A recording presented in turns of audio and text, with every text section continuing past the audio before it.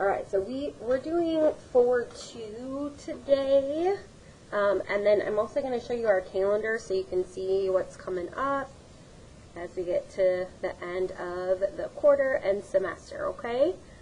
So today we're going to express, this is called a relation. We're going to define that in a moment as a table, as a graph, and as a mapping diagram.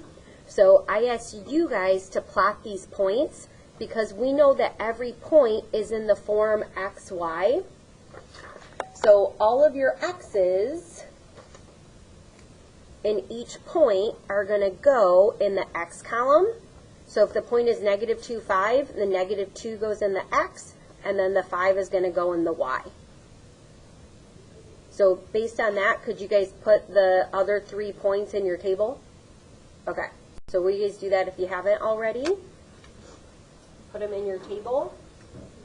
And then we're going to check our points. And then we're going to go over a few new terms.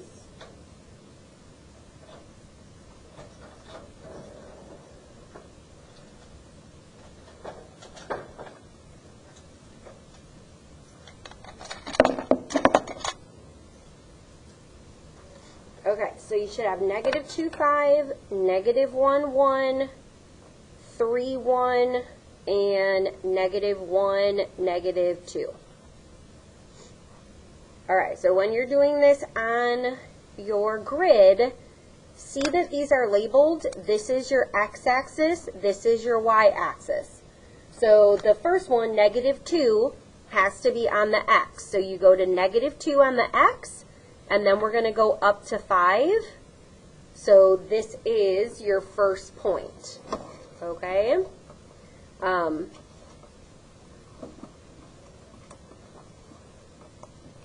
We're going to check our other points as well.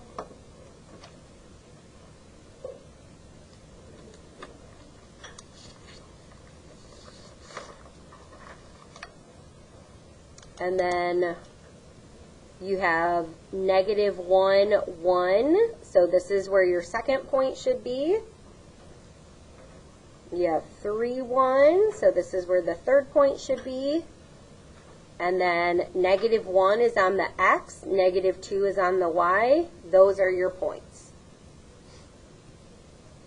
Okay, so that's all I wanted you to do for right now. And then with number 2, let's go ahead and put these in our table, okay? And then we'll come back and do the mapping because I know that's new for you. So when you have the points, it's always x and then y. X, y. X, y. X, y. Okay, so then when you're plotting them, okay, this is the x-axis, this is the y-axis. The only ones we're plotting are positive. That's why they don't give you the full grid, because we don't need it. So you're going to go over 5, up 1, 2, 3. Okay, that's your first point. Okay, the next one is 4, 3. So over 4, up 3. Over 3, up 3. Over 2, up 3. And over 1, up 3. So yes, that is what your second one should look like, okay? Alright, so we are going to extend what we already know. So this should be review for us, that's why I had you do it. Okay, today we're going to learn some new vocab words. So will you put your name at the top if you haven't already? Okay, and then the first term we're going to define is a relation. Okay, so a relation is a set of ordered pairs. Okay, and I am going to try to keep the definition short. Okay, so you just got a 5-word definition there. So a relation is a set of ordered pairs. What is an ordered pair? An ordered pair is the same thing as a coordinate point. So an ordered pair is just x, y. All right, so let's do an example of that. So you guys actually graphed a relation already today. And some of you may have seen these fancy brackets before. They look like this. You go whoop, whoop. Have you guys seen those fancy brackets on a keyboard? Just do your best to do the fancy. Sometimes people will make like a little E looking thing. Okay, and then inside the fancy brackets are going to be your ordered points. These fancy brackets stand for a set of numbers. So you may have done sets in middle school math. And then you end it with a fancy bracket.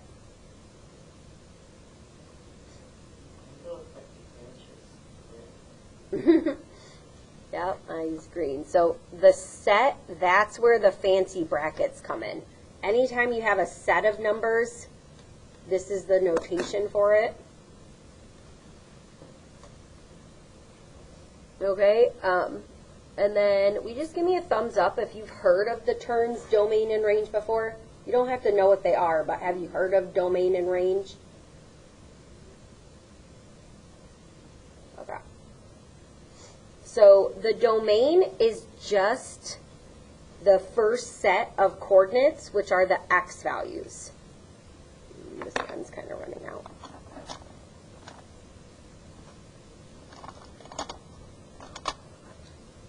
Okay, so the domain is the first set of coordinates.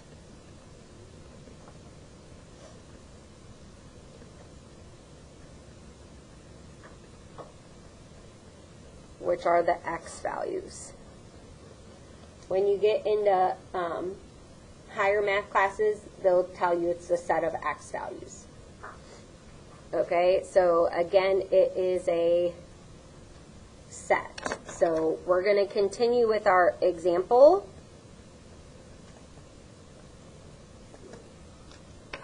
Okay, so we're going to do the fancy brackets again.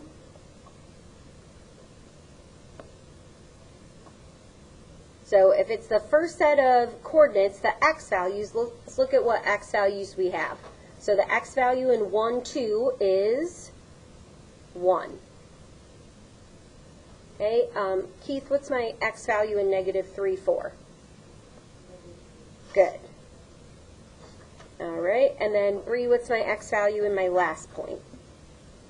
0. Great. Okay, so those are the set of your x values. Okay, now domain and range usually go together. So if the domain is the first set of coordinates, the range is the, yep, the second set of coordinates.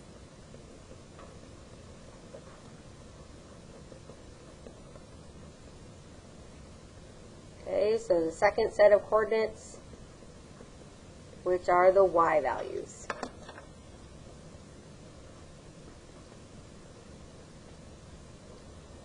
All right, so I want you guys to try to make your set of y values there.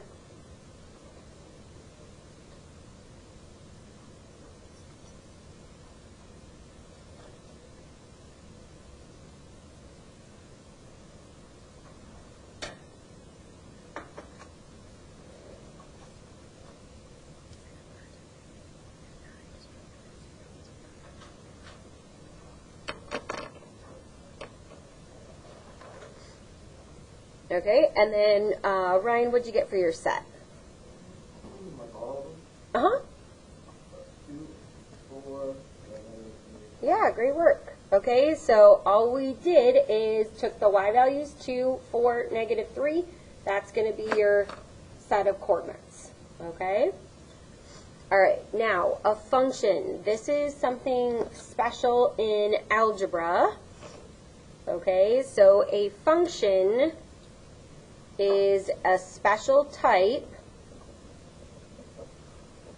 of relation. Okay, so all functions are relations. Not all relations are functions. This is a special type of relation that pairs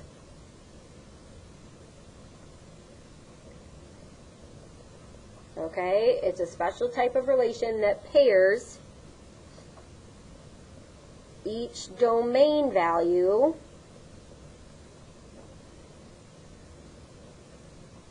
okay, a special type of relation that pairs each domain value, and then here's the special part, with exactly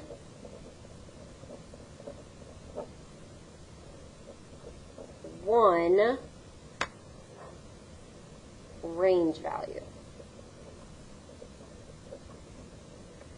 Okay, so a special type of relation that pairs each domain value with exactly one range value. So the definition uses the domain and range. Remember, the domain is always related to the x, the range is always related to the y value. Okay, so when we're talking about it pairs each domain with exactly one range, okay, what that means is each x value has exactly one y value.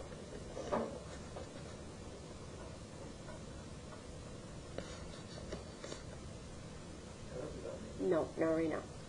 We need to finish this first. Okay, and then, so your example for this is going to be whether this relation is a function.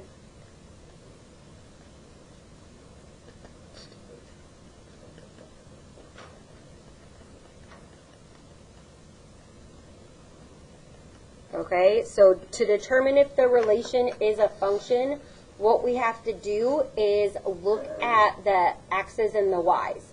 Do any of the x's repeat themselves? Nope, you have a unique x for each one. If none of the x's repeat themselves, then yes, it's a function. So each x has exactly one y. So is the relation a function? Yes, each x has exactly one y.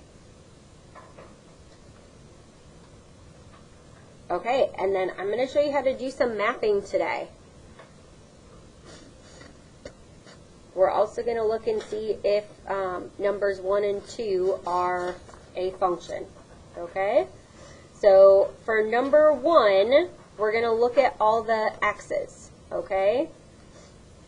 So to determine if it's a function, there can only be one y value for each x. Do any of the x's repeat themselves?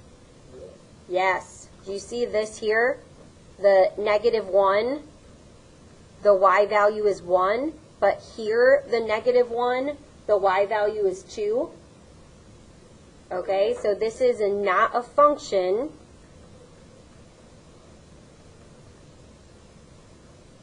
Because the x value, -1,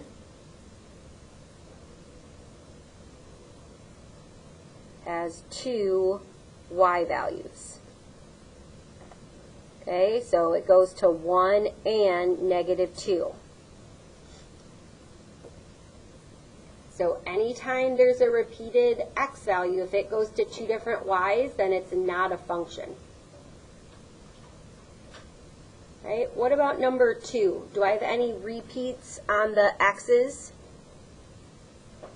Are there any repeat x's? 5, 4, 3, 2, 1. Do any of them repeat themselves? Nope. No. There's no repeat of the x's, right? There is a repeat of the y's, but not the x's. Okay, so this is a function.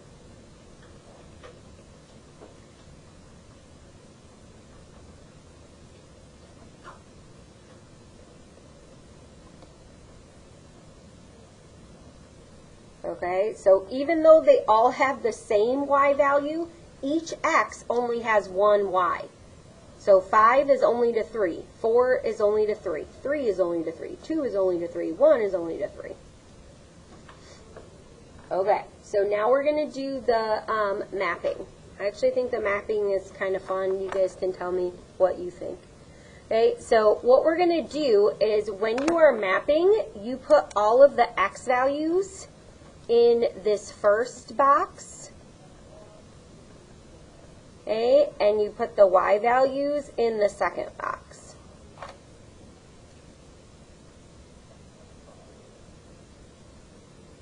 Okay, so your x values are -2, -1, 3. You don't have to repeat anything. So -2, -1, and 3.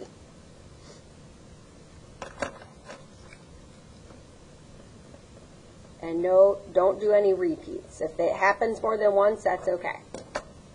All right, now your y values are 5, 1, and -2. Okay, and then when you're mapping, all you have to do is draw an arrow from the x to the y. Okay, so if x is -2 and it goes to 5, you're just going to draw an arrow from -2 to 5.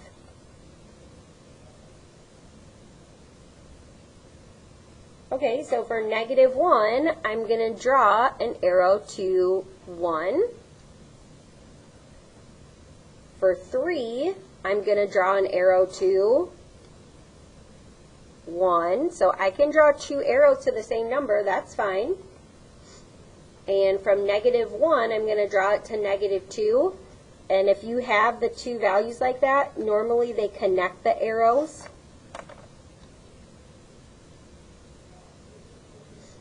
And then mapping is a really good way to see whether or not you have a function, because if you have 2 arrows coming from one of the x's, it's not.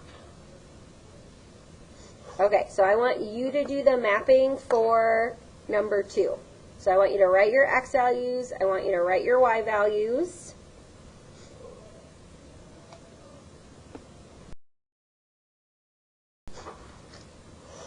So you guys did a nice job with that. So you only have 1, 3, and then you can put this in any order. So I just did 5, 4, 3, 2, 1.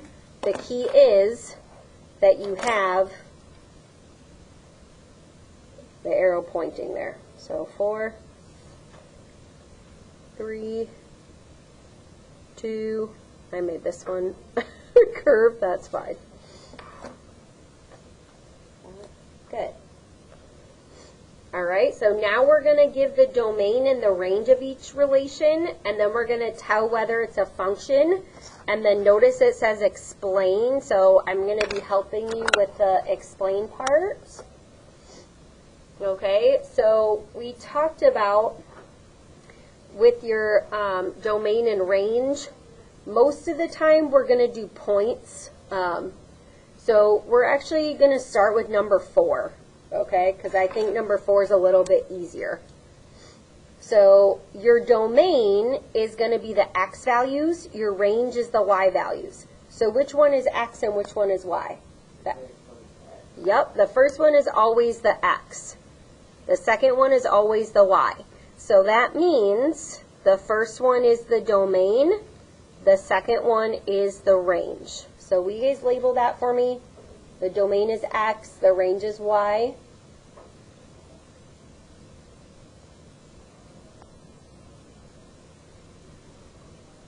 Okay, and then your domain is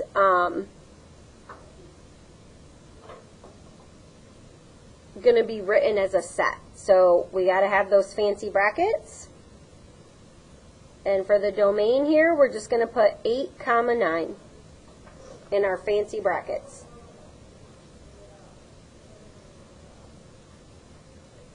Okay, and then the range is going to be very similar. So in fancy brackets, can you guys list those in there?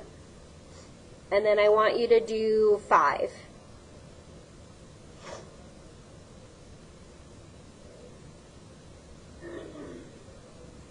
And here's a little hint. They're all going to have fancy brackets. Okay, so I want you to do the range. Fill in the range here.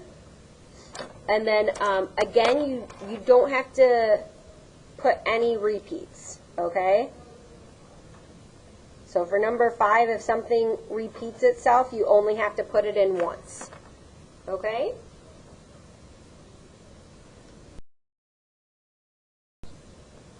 Okay, so, Erica, can you tell me what you put for the range for the first one? -3.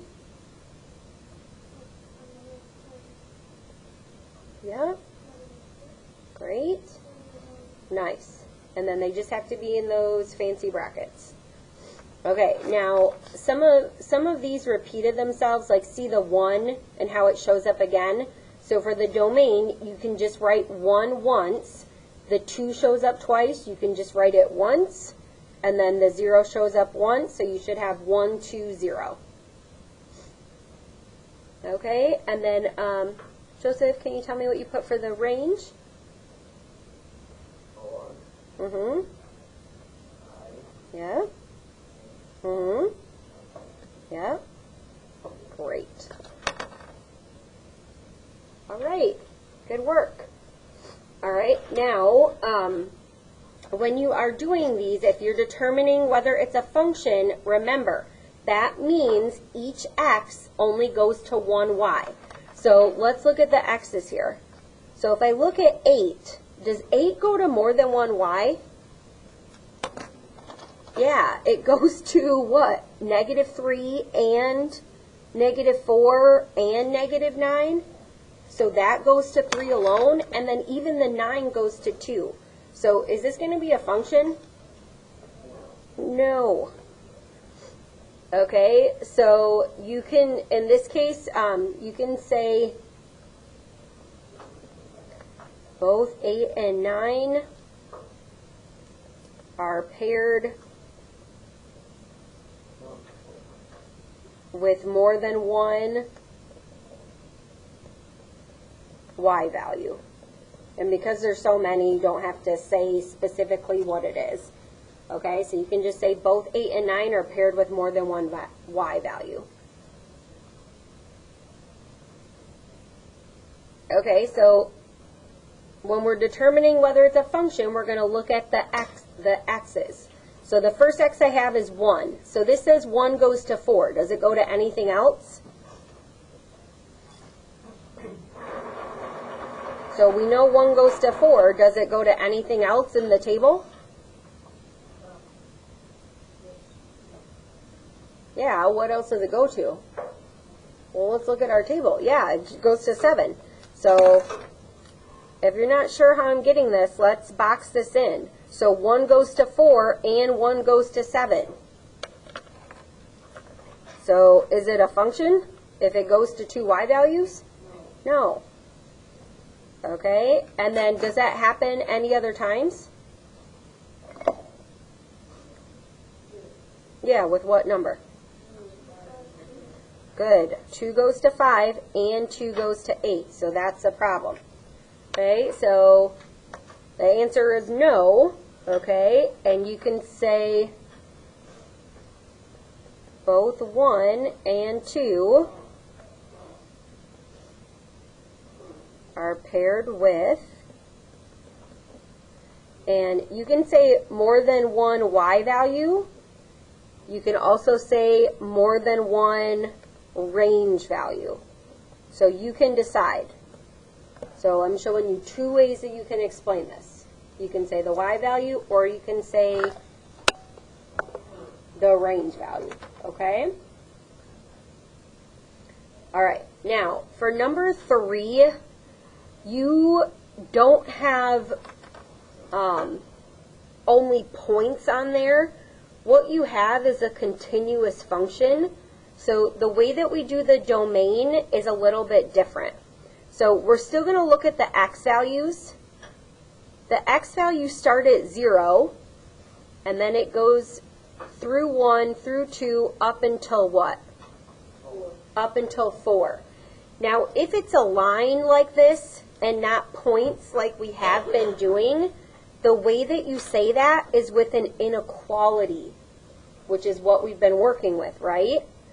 So the way that you say that is the x's start at 0, and so we're going to say it's less than equal to x.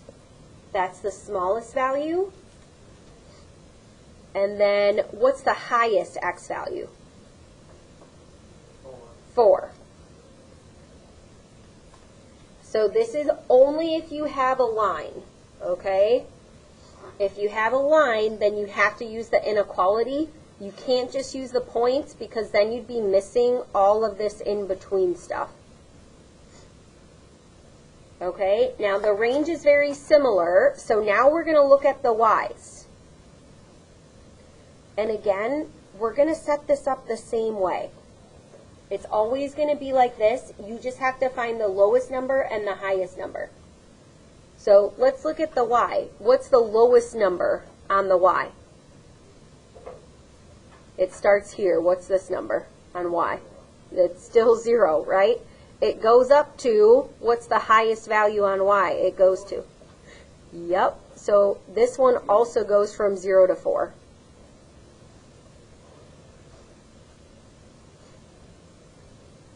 Okay, now, if there's an x that goes to more than one y value, they will cross places, and you'll be able to see it on a vertical line. Okay, another way you can tell if it's a function is the vertical line test. Okay, so if you can put your pencil anywhere on here and it only hits one point, then it is a function. So this is a function.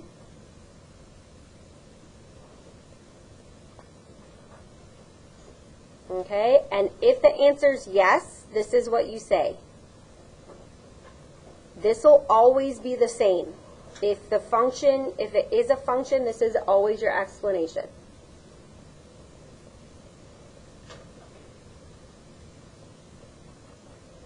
Okay, so each domain value has exactly